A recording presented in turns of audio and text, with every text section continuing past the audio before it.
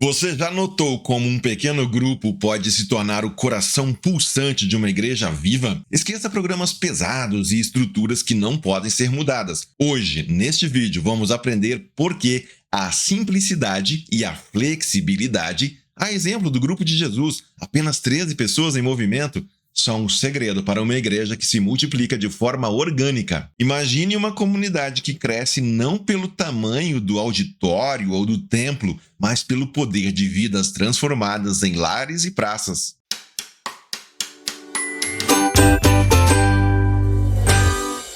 Você se considera uma pessoa cristã? Pois é, até mesmo Jesus caminhou com um pequeno grupo. Quem você pensa que é para abrir mão disso? Você está no canal Teologia Missional. Eu sou Rodomar Ricardo Hamloff e convido você a se juntar a nós. Inscreva-se em nosso canal, aproveite nossos conteúdos. Nós temos diversos vídeos disponíveis gratuitamente aqui no nosso canal. Se você ainda não assistiu o nosso vídeo anterior sobre a importância dos pequenos grupos na igreja, já dá uma conferida no link abaixo e veja depois. Aqui nós queremos dar um passo a mais e conversar com você sobre o jeito de ser igreja e de fazer do discipulado mais do que uma aulinha de escola dominical. A verdade é que muitos têm confundido igreja com instituições pesadas, hierarquia, cargos, títulos e burocracia. No meio de tudo isso, o evangelismo e o discipulado são vistos como mais um programa na agenda. Mas será que é isso mesmo que é a igreja? Ou será que nós estamos perdendo algo? O que nós estamos deixando passar? Como recuperar o verdadeiro DNA da Igreja de Jesus? Convido então você a refletir sobre o DNA orgânico de Jesus. Primeiro, Jesus formou um grupo em torno de si, um grupo íntimo. Jesus chamou 12 discípulos e foi mais um, então eram 13. Com esse número, ele conhecia cada nome, cada história, as dúvidas e dificuldades daquelas pessoas. Um outro aspecto é que a aprendizagem, ela se dava em movimento a cada dia. O PG de Jesus mudava de cenário, eram sinagogas, colinas, casas de amigos, praias. A mobilidade garantia contexto real e evitava a rotina. Um terceiro aspecto importante é que o método aplicado era prático. Ele mesclava ensino, contando parábolas, por exemplo, como temos em Marcos capítulo 4, mas Jesus também lançava perguntas desafiadoras. Quem o povo aí diz que eu sou? E além disso, também tinha a prática imediata, com curas, expulsão de demônios, confronto com os religiosos, acolhimento aos rejeitados. Havia ainda multiplicação pelo envio. Treinados, os discípulos saíam em duplas para pregar, curar e servir, levando o DNA do grupo a todo lugar. Se formos olhar em termos de proporção de um grupo de 12 discípulos, quantos cristãos existem atualmente? Então é inevitável nós nos confrontarmos com essa questão. Quantos de nós já experimentaram um encontro que ensinasse algo e na hora nos mandasse colocar em prática? Assim era o pequeno grupo de Jesus. Um grupo onde as pessoas experimentavam comunhão e transformação real. Quando, diante de uma multidão faminta, um discípulo do grupo trouxe um problema: mestre, tem muita gente, o pessoal está com fome e não temos dinheiro nem comida para tanta gente. O que foi que Jesus respondeu? Deem-lhe vocês algo para comer. Está lá em Marcos 6,37. Então, como nós, cristãos, em pleno século XXI, podemos viver a simplicidade, a comunhão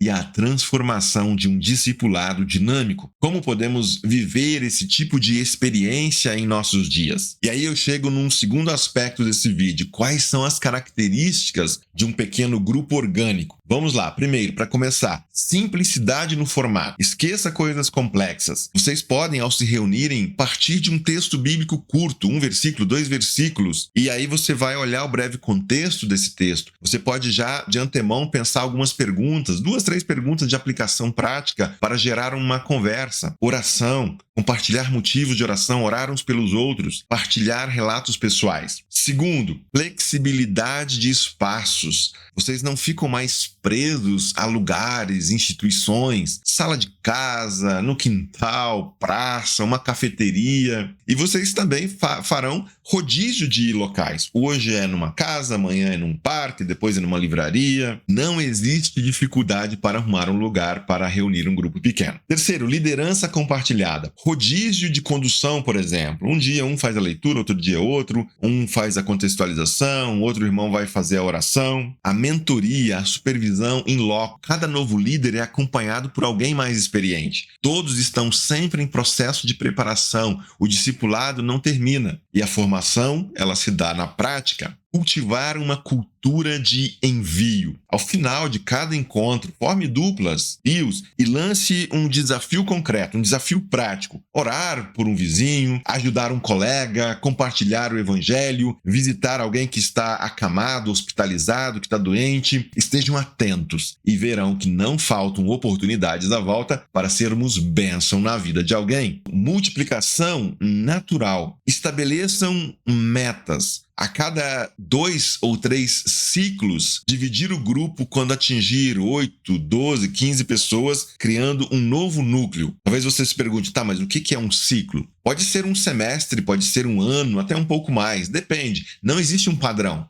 mas grupos saudáveis crescem e, ao crescerem, precisam se multiplicar. Agora, um aspecto importante: não se trata de criar hierarquias, programas de 50 passos, mas de manter o foco no essencial: Jesus e a vida compartilhada. Criar e viver igreja em pequenos grupos é muito mais simples do que muitos imaginam. Existem inúmeros benefícios para a igreja que vive em pequenos grupos discipuladores. E o principal é nos libertar dos ídolos que nos escravizam. E por falar em ídolos, o maior e mais perigoso ídolo de nossos dias, sem dúvidas, é a cultura de consumismo. Essa cultura sorrateira também adentrou as igrejas e tem levado muitos cristãos a se contentarem com serviços religiosos em vez de um relacionamento transformador com Jesus. Como então superar o consumismo espiritual? Vou dar aqui algumas dicas. Consumismo de conteúdo versus discipulado real. Quantas vezes nós nos satisfazemos com os vídeos e mensagens motivacionais, mas voltamos à mesmice?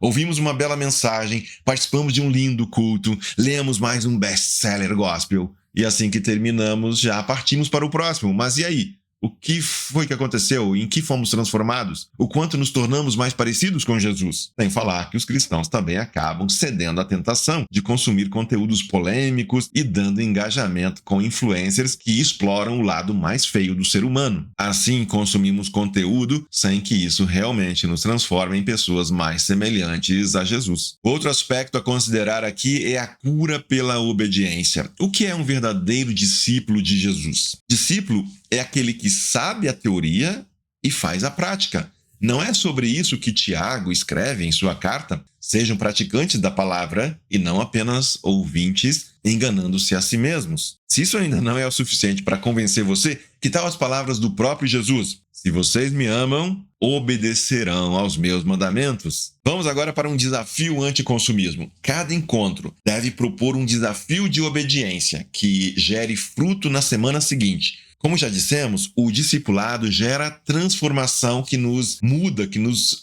faz sermos transformados dia após dia. Isso nos fará enxergar o mundo e as suas necessidades com novos olhos, os olhos de Cristo. Então, o que nós temos realmente buscado? Você quer mais ilusão digital ou transformação concreta na sua rua, na sua casa, na sua família e no seu trabalho? Você está convencido de que precisa de um pequeno grupo de cristãos com quem partilhar a vida? Pode estar se perguntando agora, como e por onde eu começo? Outros talvez digam, bem, eu participo de um pequeno grupo, mas é diferente de tudo isso que você está falando aí. Sim. Temos muitos desafios diante de nós, é verdade. Algumas coisas precisam ser criadas, outras coisas precisam ser mudadas e ainda outras precisam ser simplesmente abandonadas. Eu não sei qual é o seu caso nesse momento, mas quero aqui dar um rápido roteiro de como começar a viver em pequenos grupos. E o ponto que vai chamar a sua atenção é como isso é simples. Vamos lá então, passo a passo para implantar grupos orgânicos. Primeiro, você pode começar apresentando a ideia para a liderança da sua igreja. Se você já é líder em sua igreja, se você é pastor e deseja que a sua igreja, além dos cultos, passe também a contar com pequenos grupos, sensibilize outros pastores e conselheiros com este modelo orgânico, citando, por exemplo, Atos 2 e o PG de Jesus.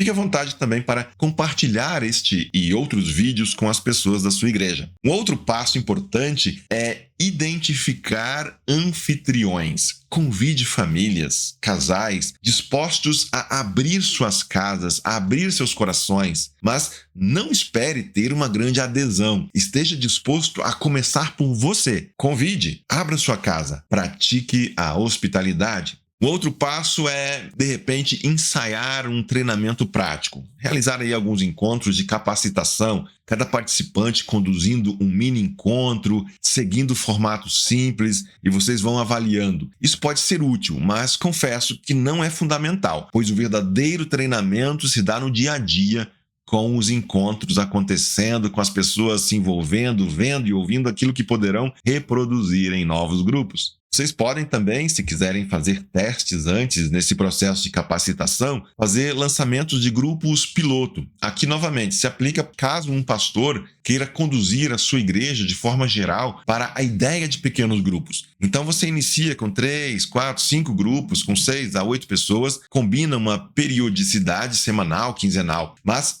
de novo, Jesus começou chamando um aqui, outro ali, e quando viu, tinha seu grupo com mais 12 pessoas andando junto para cima e para baixo na região da Galileia, Jerusalém e Samaria. Um outro passo que pode ser importante é o acompanhamento leve. O que seria isso, né? Acompanhamento leve. Mais uma vez, se trata da ideia mais geral, com supervisão de um líder coordenando outros líderes.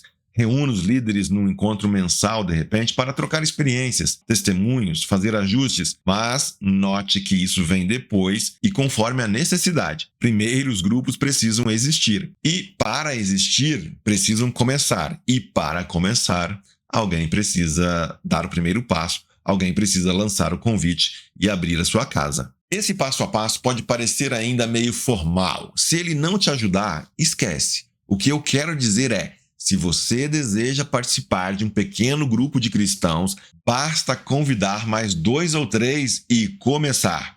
Simples assim.